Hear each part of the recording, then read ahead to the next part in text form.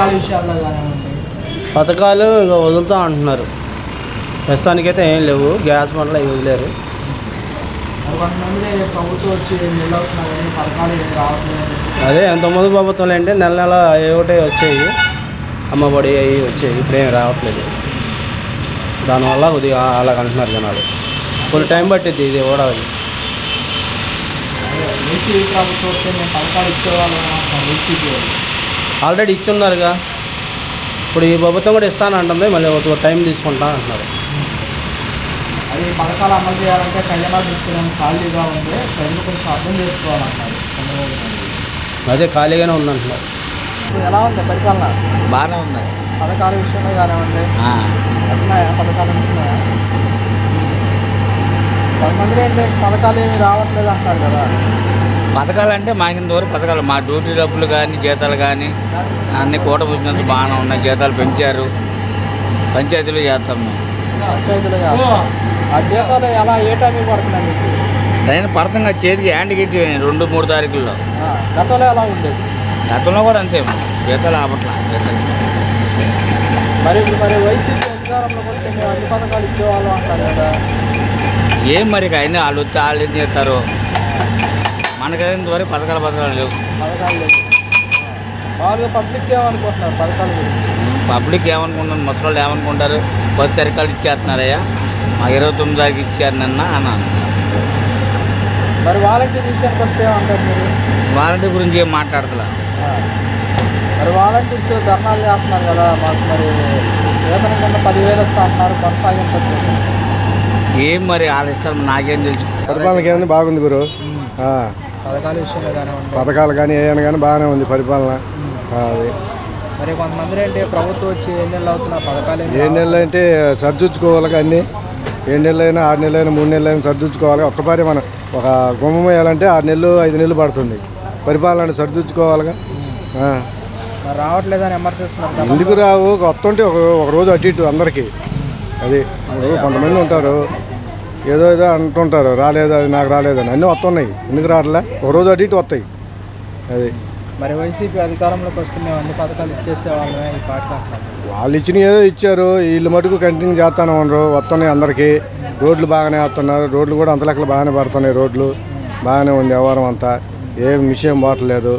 అన్నీ వస్తాయి ఒక రోజు అటు ఇటు. కూటమి ప్రభుత్వం వచ్చిన తర్వాత ఆరోగ్యశ్రీలో నిలిపివేశారు అంటున్నారు. ఆరోగ్యశ్రీ నిలిపేశారు. అవి అంటే మనం నిలిపేరు. అది కూడా అమల్లో వస్తాయిలే అమల్లోకి. నిలిపే వేరు వస్తాయి, అవి కూడా అమల్లోకి. ఎందుకు నిలిపేస్తారు ఆయన అంటే ఇంక మరి నిలిపేయలేదు. కూటమి పరిపాలన ప్రస్తుతానికి పర్వాలేదండి, చాలా బాగుంది. పథకాల విషయానికి వస్తే పథకాల విషయంలో అందరికీ బాధ్యత చూసుకుంటున్నారు. అన్నీ బాగానే ఉన్నాయి. అది మరి ప్రభుత్వం వచ్చి నెల అవుతున్న పథకాలు ఇంకా ఏమి అమలు చేయట్లేదు అని చెప్పేసి కొంతమంది ఇవన్నీ మూఢనమ్మకాలు. అన్నీ ఏంటి ఎన్ని అంటే అధికారం లేని వాళ్ళు ఏంటంటే ఏదో ఒకటి చెప్తారు. ఏంటి ప్రస్తుతానికి ఏంటి అందరికీ ఇంటికి వస్తున్నాయి డబ్బులు కూడా. పెన్షన్ కూడా ఫస్ట్ తారీఖు ఇంటికి వస్తున్నాయి అందరికీ, శుభ్రంగా అందరికీ. అంతా బాగానే ఉంది. పెన్షన్ పండుగ కనుక 1వ తారీఖు ఉంటే ముందు రోజు ఇవ్వడం జరుగుతుంది, అలా అనిపిస్తుంది. ముందే ఇచ్చాడు. ఎన్ని ఎందుకు ఉన్నది కొంచెం మనం చెప్పుకోవాలి. ఫస్టే ఇచ్చాడు. 30 తారీఖు ఫస్టే ఇచ్చాడు. 30 తారీఖు ఇచ్చాడు. 31 నాడు 30 తారీఖు ఇచ్చాడు పెన్షన్. అది ఎలా అనిపిస్తుంది ముందు ఇవ్వటం? చాలా బాగుంటుంది అండి. ఎందుకంటే ఇప్పుడు పరిపాలన ఇప్పుడు చంద్రబాబు నాయుడు కానీ ఏంటి పవన్ కళ్యాణ్ కానీ అన్నింటిలో అంతా బాగానే ఉంది. ఇవన్నీ ఏంటంటే కొంతమంది ఏంటంటే గిట్టనోళ్ళు చూడటం. వైసీపీ అధికారంలోకి వస్తే అన్ని పథకాలు ఇచ్చేసే వాళ్ళమే ఈ పార్టీకి అంటున్నారు కదా. ఇవన్నీ కాదండి. ఎందుకంటే ఇప్పుడు ఆ ప్రభుత్వం ఉన్నప్పుడు ఈ ప్రభుత్వం ఆ ప్రభుత్వం మీద చెప్పుకోవడం అనేది కామన్. అవన్నీ ప్రస్తుతానికి ఏంటంటే ఉన్న దాంట్లో మనం చెప్పుకోవాలి పరిపాలనకి. అది కూటమి ప్రభుత్వం వచ్చింది, ఆరోగ్యశ్రీ సేవలు కూడా నిలిపివేశారంటూ కూడా వైసీపీ అంటున్నమాట. జగన్మోహన్ రెడ్డి గారు కూడా ట్వీట్ చేశారు, మేము గతంలో పేదలకి వైద్య ఖర్చు మొత్తం మేమే పెట్టుకున్నాము, మీరు వచ్చి పేదలకు అన్యాయం చేసేసారు. లేదు మొత్తం అంతా బాగానే ఉంది. ఇప్పుడు దాకా ఎవరికి అన్యాయం లేదండి. అందరికీ అన్నీ అంత అందుతున్నాయి. కోట బియ్యం కాడి నుంచి మొత్తం అన్నీ కూడా సౌకర్యంగా అన్నీ వచ్చేసి ఇళ్ళకి వచ్చి ఇచ్చి వెళ్తున్నారు. అది ఏమీ లేదు. అది మరి గతంలో ఎలా ఉండేది అంటారు? గతంలో అలాగే ఉంది, ఇప్పుడు ఎలా ఉంది అంటే ఆ పరిపాలన లేదు, ఈ పరిపాలన లేదు, సేమ్ డిటో ఉంది. ఇప్పుడు ఈయన కూడా నాకు కరెక్ట్గా ఇస్తున్నాడు. ఇప్పుడు చంద్రబాబు నాయుడు గురించి బ్యాడ్గా మాట్లాడితే మనకి ఏది లేదు మనకి. ఎందుకంటే గత ప్రభుత్వంలో చేసిన అప్పులు మొత్తం ఇప్పుడు అన్నీ తీర్చుకోవాలి కదా మొత్తాన్ని. ఈ మొత్తాన్ని లోపల మనం అంటే ఒక 6 నెలలు 7 నెలలు లేదా సంవత్సరం 2 సంవత్సరాలు పట్టింది మొత్తాన్ని చేసుకోవాలంటే. ఇప్పుడు ఒకసారి ఇప్పుడు ఆయన మీద మనం నిందలేయడం కూడా మనకి పద్ధతి కదా. మనం కూటమి ప్రభుత్వం వచ్చింది, మరి పిల్లలకి తల్లికి వందనం అన్నారు, అది నెరవేర్చలేదు, వచ్చే సంవత్సరం వేస్తా అంటున్నారు. వేస్తారు. ఎందుకంటే ఇప్పుడు ప్రభుత్వం ఇప్పుడు ఆర్థిక పరిస్థితుల్లో ఉంది. ఎందుకంటే ఆయన చేసిన దాన్ని మొత్తాన్ని ఈయన మొత్తం అవన్నీ తీర్చుకోవాలి.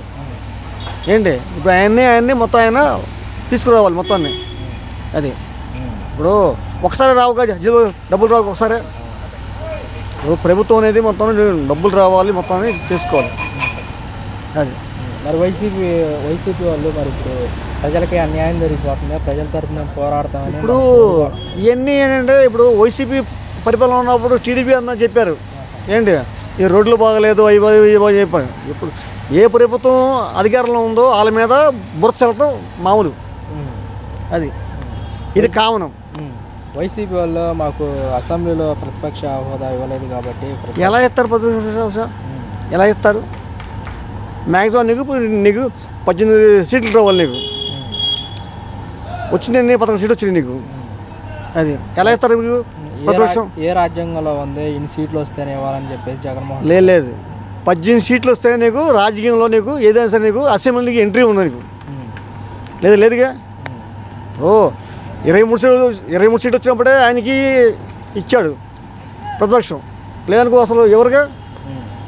మరి మేము స్పీకర్ కూడా లేఖ రాసాము, స్పీకర్ కూడా ఎటువంటి రెస్పాన్స్ అవ్వలేదు అన్నారు. స్పీకర్ ఎవరండి? బాలయ్య అయ్యన్న స్పీకర్కి జగన్మోహన్ రెడ్డి రాశారు మాకు ప్రతిపక్ష హోదా. ఇంతకుముందు వాళ్ళ నాన్నగారు ఉన్నప్పుడు స్పీకర్ బాలయ్య ఉన్నాడు. అవునా? ఇప్పుడు స్పీకర్ అయ్యన్న అంతకుముందు ఏముంది చెప్పండి. ఇది రాజ్యాంగం రాసింది. ఇది 18 సీట్లు ఉంటేనే అధికారం అసెంబ్లీలోకి ఎంటర్ అవడానికి, లేదు నో ఎంట్రీ. మరి ఇప్పుడు జగన్మోహన్ రెడ్డి సంక్రాంతి నుంచి ప్రజల్లోకి వస్తున్నారు.